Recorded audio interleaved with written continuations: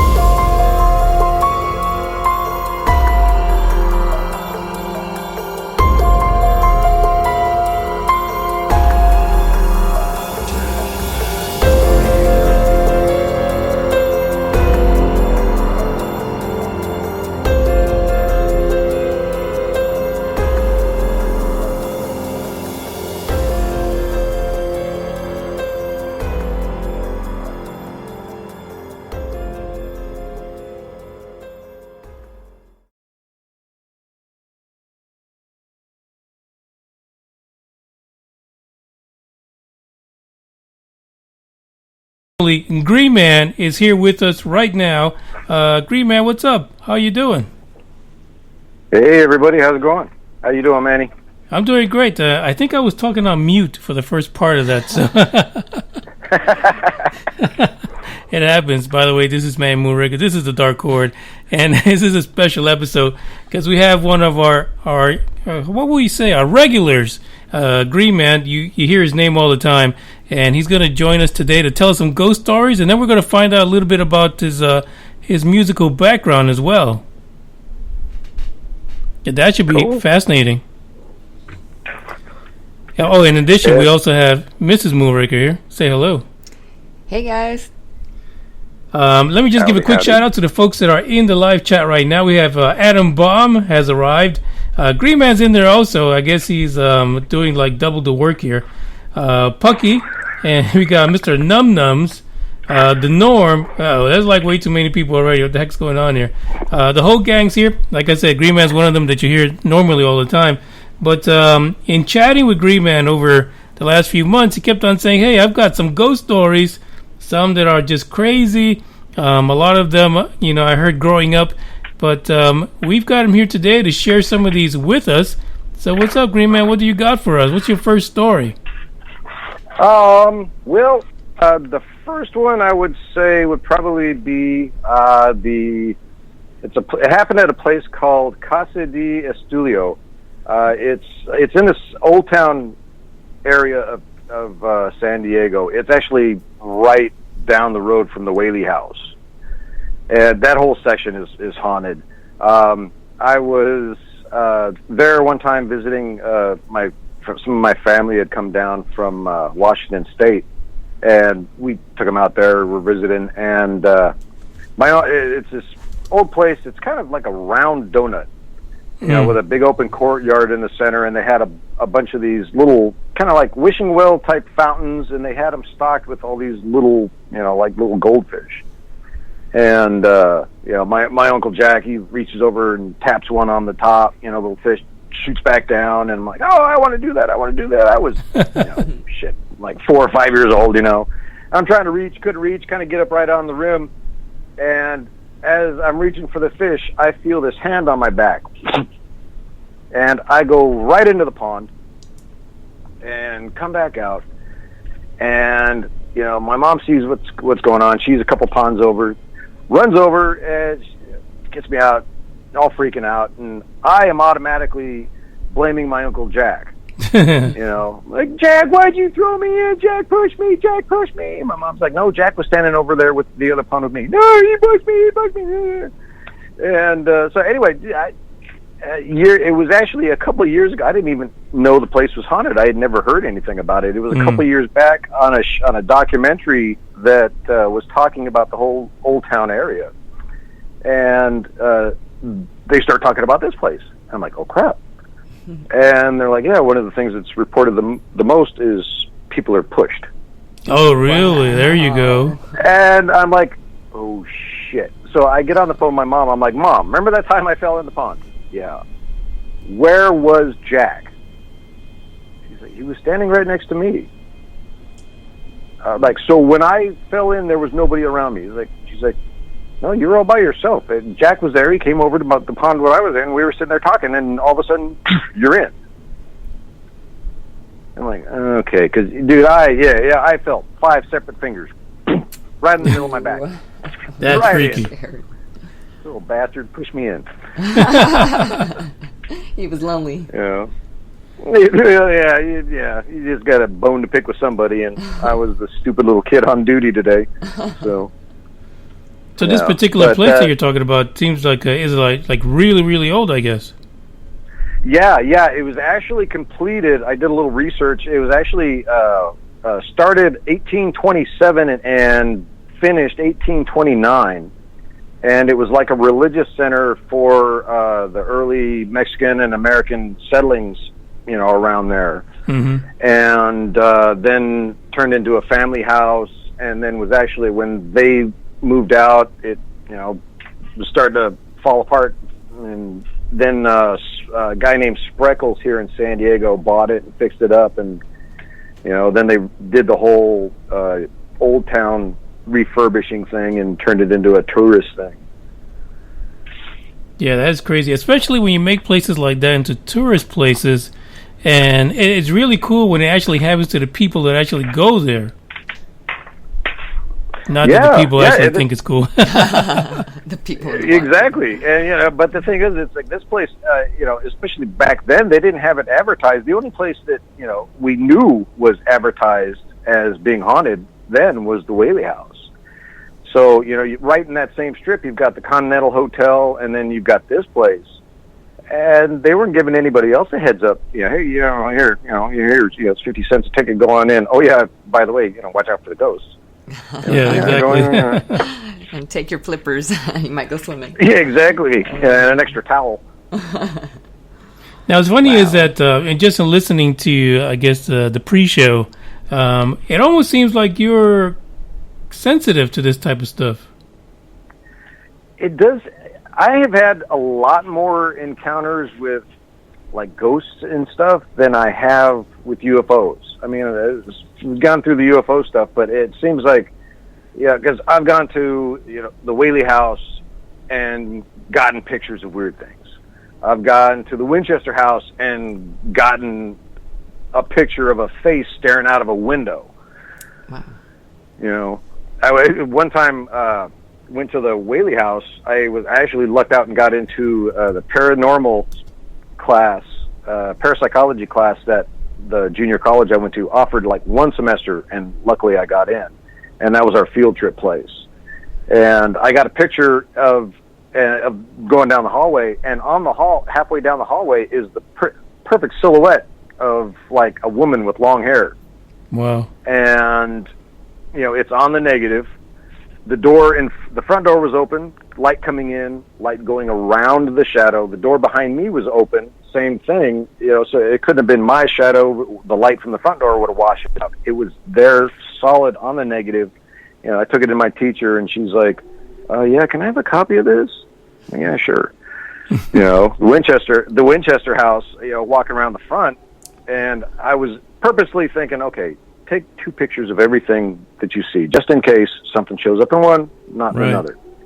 I was out front, right up to, the second floor room where it's got the door that drops out right out to the front yard. It was one of the windows in that room looking out, and I take one picture, I take another, I look at them later on. One picture is just the window in the middle of the window, and the next picture is a face. Mm.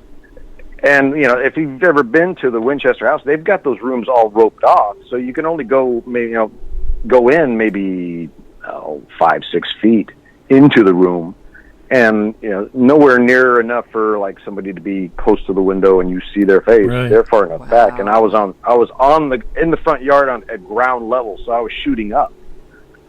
Wow. You know, so yeah, it seems like, you know, I have more sensitivity to this, I guess. Yeah, it does. And actually, someone that I know wants to go to the Winchester House. That is awesome. I've actually wanted to go there for a while.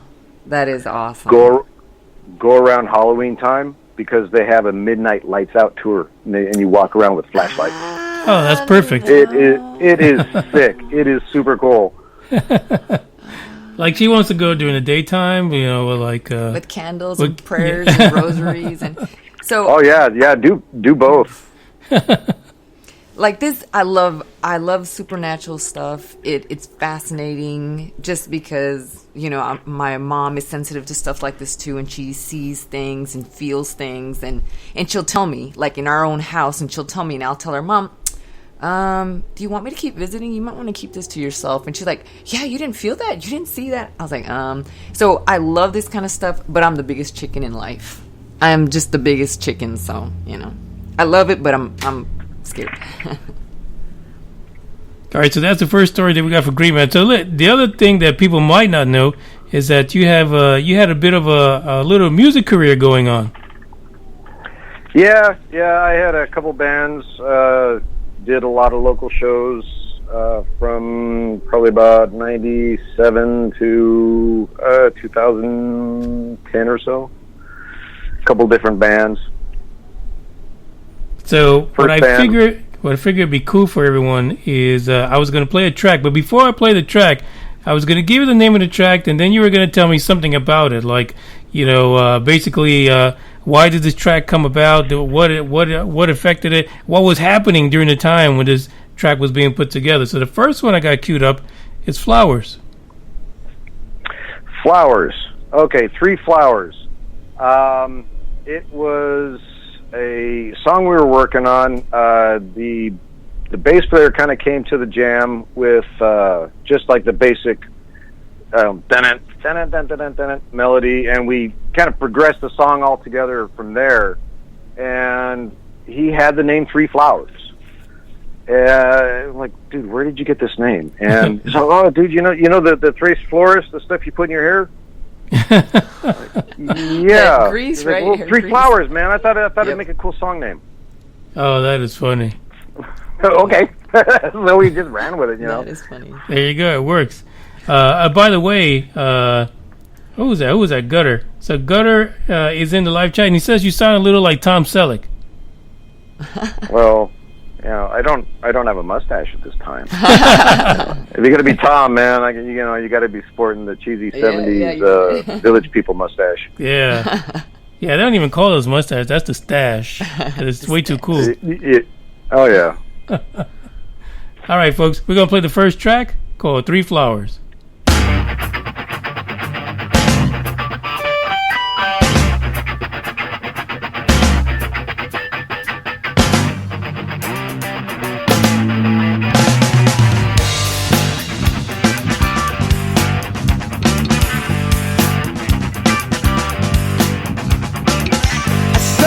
The other day, smiled at me, you walked away. You look so fine, you blew my mind, girl, but I don't even know your name. We like to hang with the crowd, your friends are with my friends aloud. You live up on the hill, but that won't stop me from taking you down.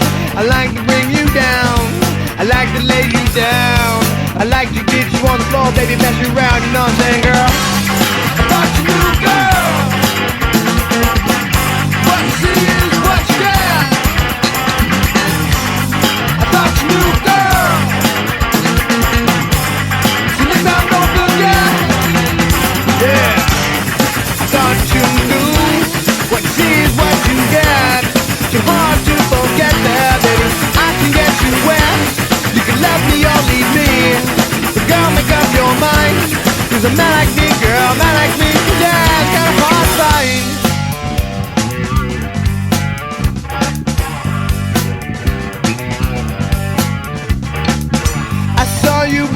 in the hall. You gave a kiss, I said a call. We go and watch a movie, then we quickly bail the mall. Head to the beach to have some fun. Chill there till the sun is done. That's when I'll pull you close, girl, and tell you you're not the only one. But I thought you knew what you see is what you get. Too hard to forget there, baby, that I can get you wet. You can love me or leave me, but don't make up your mind. Cause I'm not like me, girl, not like me. Yeah, it's got a hard fight. Yeah, I thought you knew. Yeah, I thought you knew. Yeah, I thought you knew, girl, what you see is what you get. So you better remember. So you better remember.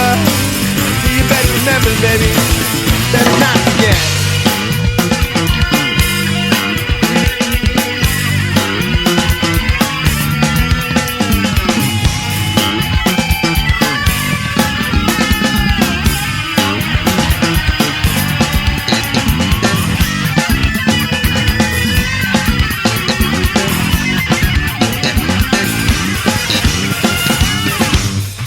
Thought you knew what you see is what you get.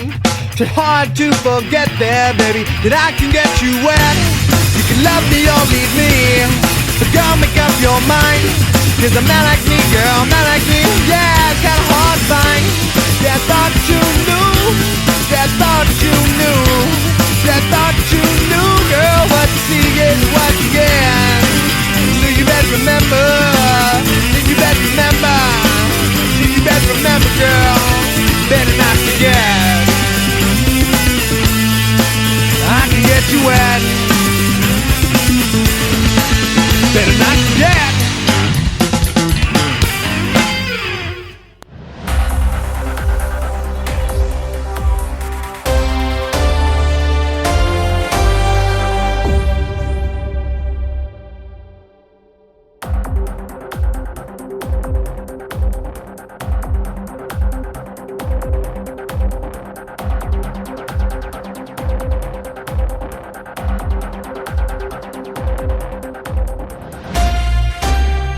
So we're back again with Greeman and also Mrs. Moonraker, Daya. And we're talking to Greeman because he is sharing all of his ghostly stories, his experiences, and along with that, adding a little bonus about music history when it comes to his time playing with the band. And that first track, Three Flowers, great track. I see the guys in the live chat box, they enjoyed it. So tell us another story. What other kind of crazy experiences did you have when it comes to the paranormal?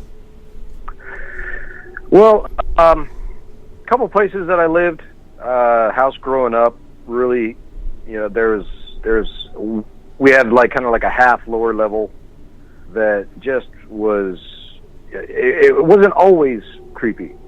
You know, like as a kid, I could go down there, play for a couple hours, and just out of nowhere, just feel, you know, daggers staring me in my back, and just this feeling like, okay, I need to get out of here. And it always seemed to come from, there was this one access door that led underneath the house, and it always seemed like, you know, I looked at that door and it was almost like it was staring me down, you know. And at that same house when I was a kid, I had nightmares. This white bulldog would come chasing me, you know, and chase me down the hallway, down in my folks' room every night for months, you know. Then another place that I lived at, this was actually involved Mrs. Green. I get a text I'm working one day, I get a text from her, and she's like, the front door just opened and closed all by itself. Uh-oh, time to move. Did you say it's time to move? And I'm like, well, what? And I'm like, okay, dude, I'm a locksmith. So the first thing I go through is, okay, was the door fully latched? Was it closed all the way? You know, no, it unlatched itself, slowly swung open, hung there for a second, and slowly closed itself and fully latched itself again. Oh, no, it's time to go. No. Time to go. I would be calling from the driveway, moving out already. You know, so she's freaking out, and I'm like, well, you know what? Has anything happened? Or because you had the pups were there. You know, are the boys freaking out? You know, because if something's bad, you know, I trust dogs have instincts. They see things. I know, the pup I got now, Igor, he sees his old brothers. He sees shit, Mm-hmm. And she's like, no, the boys are fine. The boys are fine. I'm like, okay, well, are you feeling creeped out? No, it was just a door. It was really weird. I'm like, okay, well, then just relax. They're not going to mess with you. Just relax. And, that was one of the things. And my big boy at the time, Groucho, he would always be watching something going in and out of the kitchen at that place. He'd just sit there and just stare, and his head would tilt towards the kitchen, come out of the kitchen, go back, and he'd just sit there and watch it go back and forth. And one night, we were sitting there watching TV, and we hear it wasn't like a cat, these were big footprints run across the roof. And I look at my wife, she says, what the hell is that? Somebody's going to break in the house. I go outside real quick, look around. Yard empty, nobody on the roof, go all the way around the house, nothing. But it was boom, boom, boom, boom, boom, boom, boom, all the way across the top of it. Oh, wow. Yeah. Listen, if we hear stuff like that, we'd have to skip. We have to toss a coin to see who has to go outside. Yeah, basically. And then if I lost, we'd have to do best 2 out of 3. So yeah. No. Now I could just imagine, scary. and it's funny you say that about dogs, because Bugs, a lot of times, he's supposed to be hunting UFOs, but sometimes he'll just get up, just out of a dead sleep, and stare and look around the room, and we're like, what the hell is wrong with him? It's like, what is he looking at? And, and then the barrage of farts comes out, and that's it. We need to get him out of the room. Well, see, that's his defense system. He sees something bad, he goes into protect mode, and then he tries to immediately gas anything bad away. Exactly. He gasses us all the time, so I don't think it'll work with spirits either. That is just hilarious. Yeah, a lot of that stuff, too, because we've even got stories with each other about growing up, that some of the scary things, especially in places that you live, when they have a long history of being built and so many people living in them, and a lot of times people die. Like before the show, I was telling Greenman and the missus about a story about the brownstone that we lived at in the Bronx. But one of the things that I forgot to tell you guys was that the owner, his mother died in that brownstone, and he often thought that he would see her walking through the brownstone. And we as kids, we had so many terrible, horrible, scary-ass experiences in that building that, I don't know, it was just crazy. But there was a basement, of course, New York, there was a basement, and I would run past the door to the basement, kind of like what Greenman's saying right now. There's something about basements that are just creepy and just fucking evil, and we know this from the Amityville story, right? Oh, yeah. Bad things have to happen somewhere. It's got to be a basement. It's got to be in the basement. Yeah, and people that get abducted, they end up in basements too. I was looking for a place to live one time, and I checked out this little cottage. It was freaking weird, man. It was like built for short people. But the creepiest thing was that out the side of the house, there were like the old school cellar doors that led down to like, it was a 6 by 6 by 7 foot high concrete little bunker type thing with a single like 4x4 I-beam, wood pillar up in the middle with an eyelid on it. It looked like a little dungeon, like somebody's little torture chamber, and it went down in there, and it was the same kind of thing. It was like, there's something wrong about this. It's California. Nobody has basements. Nobody has cellars and stuff like that in California. But this guy's got his own little, torture den in his place. Yeah, creepy. Yeah, it was there for some reason. That's for sure. God. No kidding. Yeah, and it didn't look like for a good reason. So the next track that we have on here that we're going to play for the folks is called "Flow." What's up with this track? Flow was one of the very first songs from the band. The band's name, by the way, was Blow Up Betty. And it was just kind of like one night, the original crew was sitting around, what are we going to call ourselves? Bouncing names off all day, and it just got to the point to where we've been doing it so long, we just throwing it out all these goofy names. And the singer at the time, his wife, was like, well, if you're going to call yourself something stupid like that, might as well just call yourself Blow Up Betty. There you go. And we're like, fuck, we love that. Hell yeah. Done. And it was just one of the very first songs. We had a little piece that started off when most of the tunes it would start with like a seed of I've got this riff, or I've got this, and we just jam through it and let it try and like naturally progress and see where the song kind of wanted to go itself. Mm-hmm. And then we get a full piece and then kind of tailor, well, this is too long and that's too long and that's too long and that's too long. And flow was kind of one of those things. Just had, hey, I got this cool line here. Boom. Okay, well, cool. Hey, this fits with this line that I've got. We can put them together, and it just all gelled out like that. That's pretty much all there is to flow. Just a cool. So here's little, a question: what are the names of the band members, especially like the lead singer and stuff like that?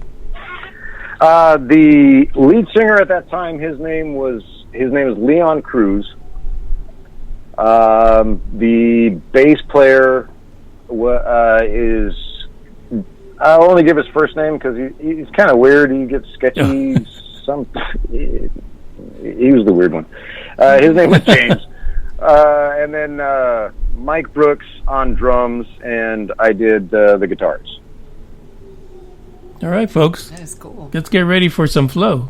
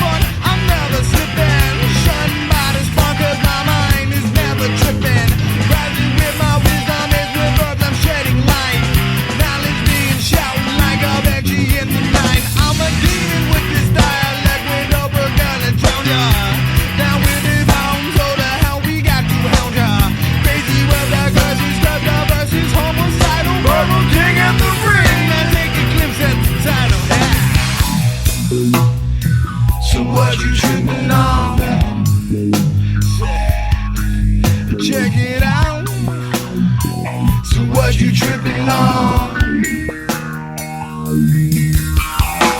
The music we do is soon to be heard. For those who see it blurred, the theories come absurd. So follow the righteous with this vicious attack. Get in our way and we're gonna stop. You won't be dead in your tracks. So what you tripping on tonight?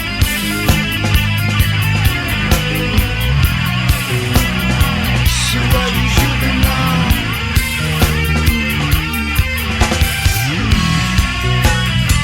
So what you tripping on?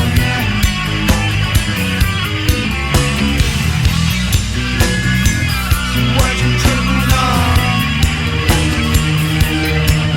Say, boy, what you tripping on?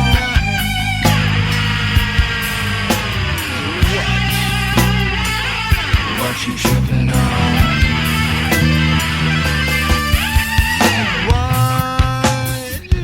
What you tripping on? I said, what you tripping on? So what your trip, man? Yeah. So what you tripping on? Said what you tripping on? What you tripping on?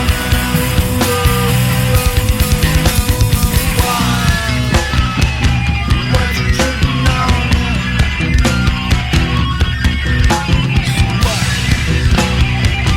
What you tripping on?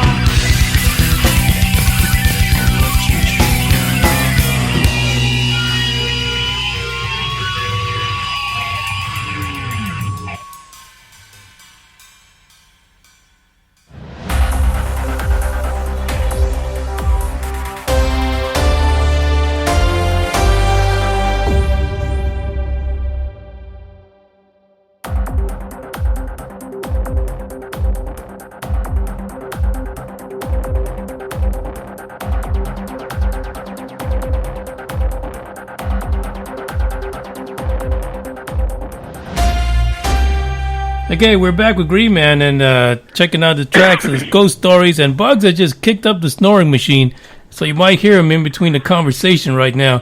By the way, I want to give a shout out. We got J-Ron, we got Dave. I saw somebody else was in here. Sorry, this thing is going pretty fast, so it's hard to keep up. Game Vet, of course. Pucky, Chuck the Band, Norm. There was somebody else. Who was it? Chuck Bam. Saw him Chuck in there. Bam. I just came across his name, Chuck Bam. Thank you guys for joining live. Everybody's here in support of you, Green Man. They want to hear them stories. Well, thanks everybody. Like I a guess remote. I'm saving the best one for last. So, is that the one that you want now, or This is the one. The coup de grace of your ghost stories. Let's hear it. all right? This is actually my mom's ghost story. So I heard this growing up, and this is I think this is one of the things that really got me into all the ghost stuff. My mom grew up in a little kind of country area of Spokane, Washington, called Valley Ford. It was settled about 1880. Came into establishment about 1906. Mm-hmm. And for a while, it was like a stopover between locations. It had the railroad running through there. You had the old wagons coming in there. And for a while, it was kind of like, looked like it had potential to blow up. But then you had, alternate forms of transportation and the Depression come in, and it just kind of went right back to this little farming community. Mm-hmm. And even to this day, I believe it's still just fields and fields and fields. So she grew up there, and she had a friend named Linda who lived in this place. And they were kind of family friends. My grandma was friends with Linda's mom, etc. And they lived in this place that was nuts. When they first moved in, a couple weeks after they first moved in, they started feeling something was kind of weird. And then, like, rocking chairs would start going all by themselves. And then it became every night around 2 o'clock, somebody walked up the stairs. It was, 2-story house. Somebody That's was walking creepy. up the stairs That's every creepy. night, and it was always right around 2 a.m. And there was, underneath the stairs, there was this little door that was just kind of like a little cubby hole that went in underneath the house. Mm-hmm. And when they moved in, they found apparently like an old jug that had like just like you see in the cartoons, man, XXX, old moonshine jug there. And I guess there was like a moonshine raid right in the area because my mom found an article, So this place could potentially have been moonshiners. And like 2:00, it was right around what was the hot spot of town at the time. So it might have been some moonshiner coming back from a bar at 2:00 every night, just walking up the steps, and he, just got into his pattern. But this little access door would open itself all the time. What is up with And that? The dad of the family.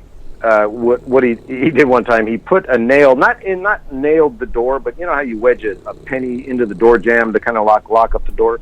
Mm-hmm. He hammered a nail into the jamb, and came back later on and found the door open with the nail bent.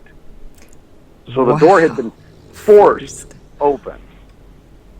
And one of the other neighbors tells him, well, why don't you just nail the door shut? And he's like, hell no. If I nail the door shut and that thing comes open, I'm fucking gone. Yeah, no kidding. Man, I gotta move. Exactly. And but so it, all this stuff was always going on. The chairs, the guy walk up and down the stairs. At one point, the daughters, marry, move out, and there was always one room in the house that nobody wanted to be in on the second floor. I mean, there was a room up there for the mom and dad, and then 2 bedrooms. So each of the 2 daughters could have had their own room, but they bunked up in the same room because nobody wanted to go in this room, so they just used it for storage. I feel their pain. I feel their pain. Wow. One day, the mother is sitting in the living room, and she sees through the kitchen walk 2 guys in white carrying a stretcher. So she's like, okay, whatever. A little while after that, the father comes down with cancer. Ooh. Doesn't want treatment. Doesn't want to put the family through all this of seeing him wither away and everything. He goes up into this creepy ass room and shoots himself. Oh. No way. Wow. Yeah.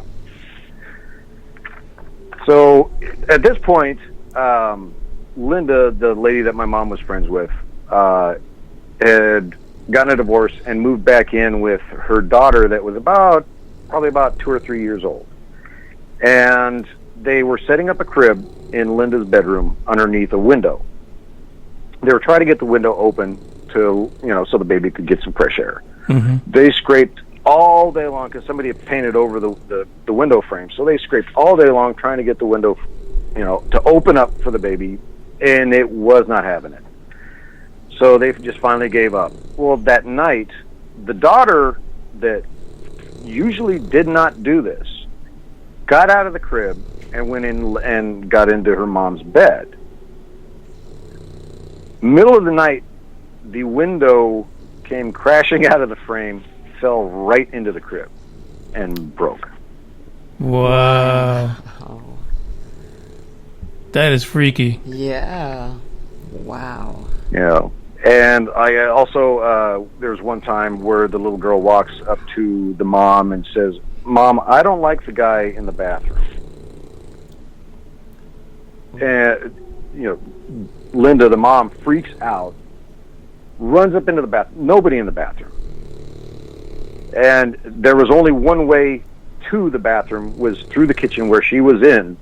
Would have had to gone past her to get out of the bathroom. But the little girl didn't like the guy in the bathroom. Wow.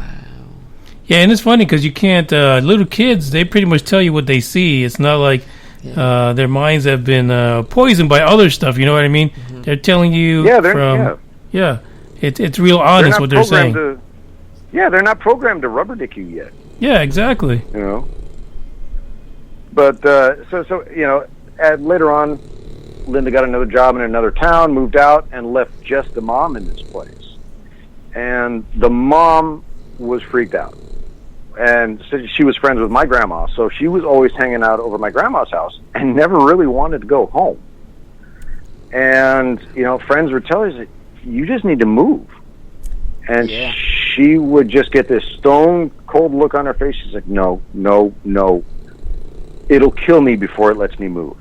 Oh, wow. see, That is scary. That's not good. That it's not a good feeling. No. Yeah, it was just her. I mean, she was stone cold on that fact. Wow. To the point to where one day a bunch of her friends and family showed up at the door, unannounced, said, "All right, hop in my truck and go for a ride.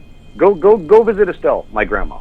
You know, go visit Estelle and you know, just go. Go right now. Don't say anything. Just go." They packed her shit up and moved her out without her even knowing it. Wow. Because she was so dead set, it's going to kill me before it'll let me go. Yeah, it's creepy, and you know, I can actually relate to that whole story about all the kids just getting together in one room, because when we were in that brownstone, I think I only slept in that one scary ass room maybe like half a summer. I don't even know how long. All I know is that that's all I could take, and then we basically all the kids got to get together and sleep in one room. But even then, we would feel things crawl on the bed in the middle of the night. And there was one time we were like covered from head to toe, and we could feel something just on us, and it was just so scary. It did some scary stuff when you live in these places that are so old and they're filled with all these spirits. I'm not going to be able to sleep tonight. I just want y'all to know that. I'm going to have to pray tonight.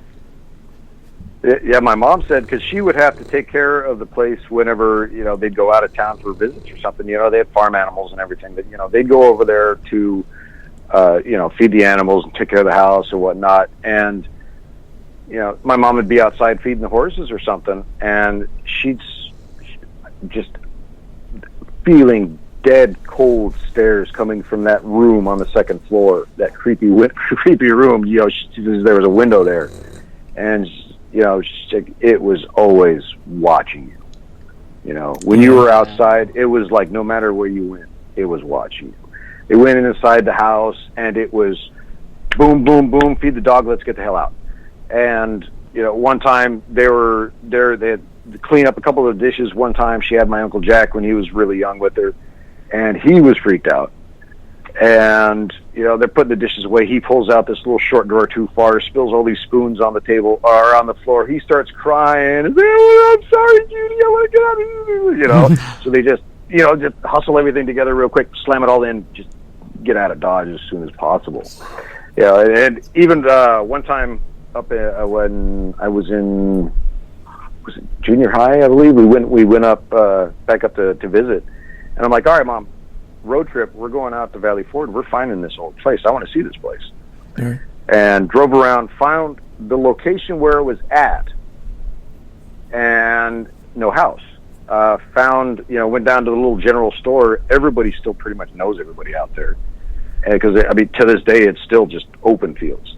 And they're like, oh yeah, they moved that house over around here. They moved the whole damn house. Damn. For whatever reason, you know, and we were like, well, did it travel with the house or was it with the land? What's going on? You know, we couldn't find the house. They didn't know where they'd moved it off to. But yeah, they had actually moved the entire old house. And dude, like I said, but this place was probably built, like 1890, 1900, somewhere around there. Yeah, there you go. That's how, you know, that's the time period, like late 1800s. If that building is still up, oh man, those freaking ghost stories that come out of those places are phenomenal. Mm-hmm. So we got another track. This is the last track that we have for you, and it's called, what was that, Contact? Yes, Contact is about alien abduction. I had the idea. I want to write a song about aliens. Okay. You know, and it's, you know, just turned into, you know, kind of like a little kind of high energy funky kind of thing in the beginning, and then it's like, okay, we'll try and progress it. Story of day's going good, everything's going fine, and then boom, oh shit, I'm getting probed. And then when it goes into the heavy end of the song, and that's where the nightmare kind of like really begins. And it's about pretty much getting probed. That is hilarious. Ladies and gentlemen, this is Contact.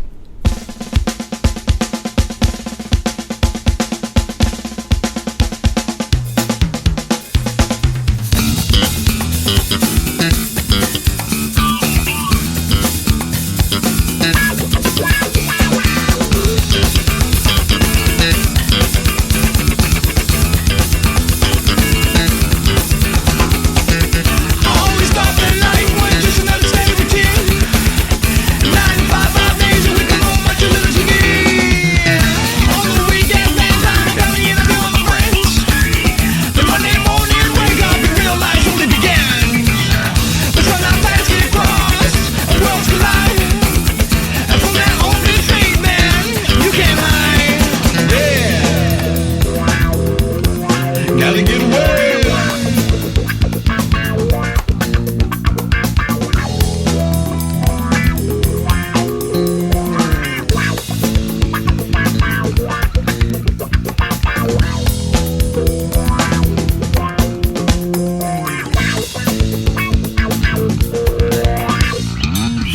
Someone always driving from the Madison Green. Everything just stopped, man. Looking at everything. The lights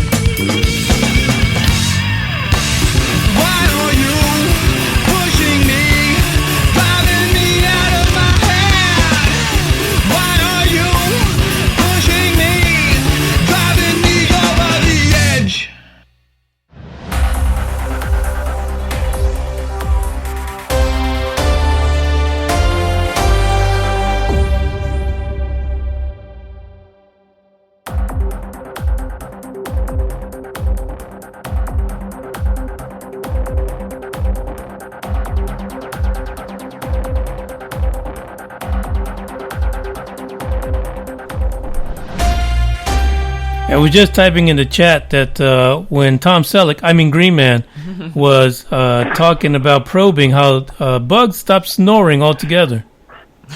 He thought it was an invitation. He puckered up. He sure did. He puckered up on both ends. He's like, what? Hell no. Close. Well, Greenman, it was quite the episode today with the ghost stories and stuff like that. What's next for you? What are we going to hear from you? Is the band ever going to get back together? I doubt it. We did the two bands. All the stuff we heard tonight was from Betty, the first band. The other band, Futile, we did it was pretty much called the last reunion show about 1.5 years, 2 years ago. So unless, a bunch of old guys just like get together and say, hey, one more time, fuck it. Yeah, sure. Other than that, I'd like to get into another project. So, hey, anybody in San Diego need a guitar player and like what you hear, reach out, join us on Discord, get a hold of me. Everybody should come to Discord, by the way. It's, it's a great little community, say hi to all the guys in the group. Yeah, we're missing Blue Chicken tonight, but wasn't it Blue Chicken who started this off at first, or was it Dave? No. Actually, yeah, Blue Chicken started up the room, and then, it was the original, I think it was the original Four Horsemen of Blue Chicken, Gunter, Dave, and myself. And yeah, it's just blowing up since then. Yeah, and if you guys are interested, you can find everyone, mostly everyone we've just mentioned on the podcast that are here listening live, and of course Tom Selleck, also on the Discord. You can go in there and listen. A lot of people are afraid about joining into social media. Yeah, you might talk about demons and ghosts and UFOs and aliens. Oh my! But guess what? It's okay. We're not going to turn you into anybody or any of the alphabet soups. We will enjoy speaking to you. Just join Discord. The link is in the description. And hey, if you're out in San Diego, you could join up, start a new band over there. What could they call it? What kind of names can they start a new band? I don't know. Oh, we'll come up with something weird. Yeah. Hey, this is the end of the podcast. Greenman, thank you for joining in. It was fantastic to hear these stories. Thanks for having me, Manny. It's always a treat. Hi to all the guys in the Discord. Good to talk to you, Mrs. Moonraker. It was nice talking to you.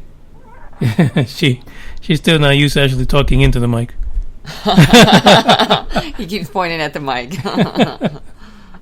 Anyway, thank you guys for joining the Dark Horde this evening. We'll be back next week with some more ghost stories, hauntings, and everything else that goes bump in the night.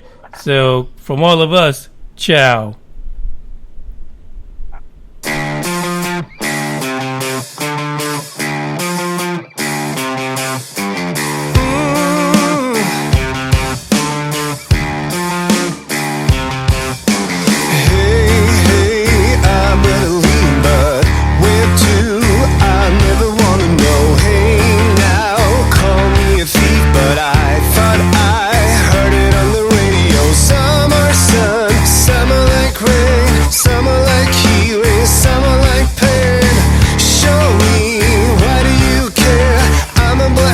Just send me in prayer.